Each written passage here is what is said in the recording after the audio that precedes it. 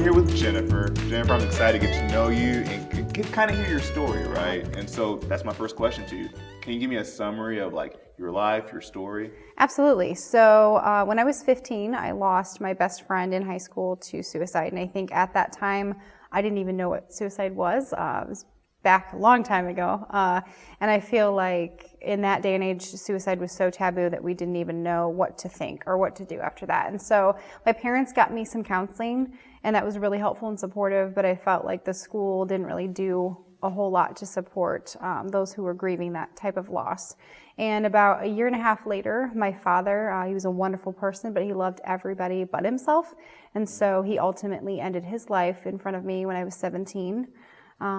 Which really propelled me into the field of mental health awareness, mental health issues, just letting people know that mental health is as important as your physical health. And then about 5 years ago, I lost my cousin Emily to suicide as well. So I'm one of those people that I've struggled with mental health issues on my own as well. I'm doing really well, and I feel like that's only because I have the right chemicals in my brain, doing what I need to do, and then I've had a great therapist. And I feel like if more people had access to those two things and realize that it's perfectly normal to need or to utilize those tools in life, they would be doing so much better. And so I just really, it's propelled me into a life work of just educating people on those things and just letting them know that they're not alone. Yeah, mental health is very important. I think for the longest time there was a stigma, right? There was a stigma with mental health, but I think 2020 and maybe even 2021 is starting to improve. Absolutely. Right? And so my next question is, why Respect Team? I love everything about the Respect Team. I love talking to youth. It's funny, I was a former first grade teacher, and I thought littles were my people, and I love them too.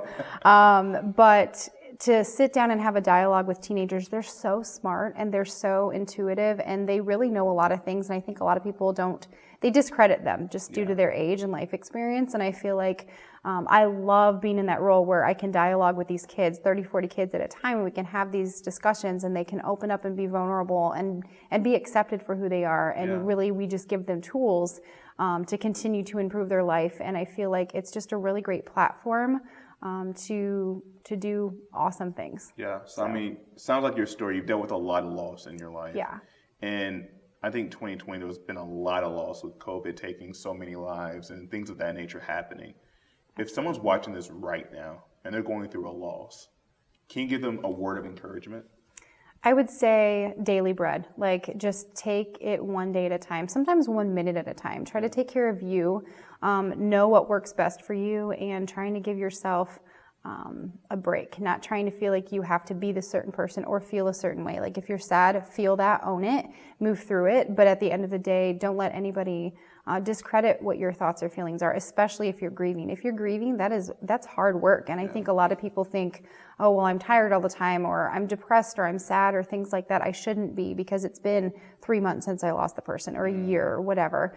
Don't put a time frame on it, and just at the end of the day, worry about one day at a time and really try to take care of you in that process.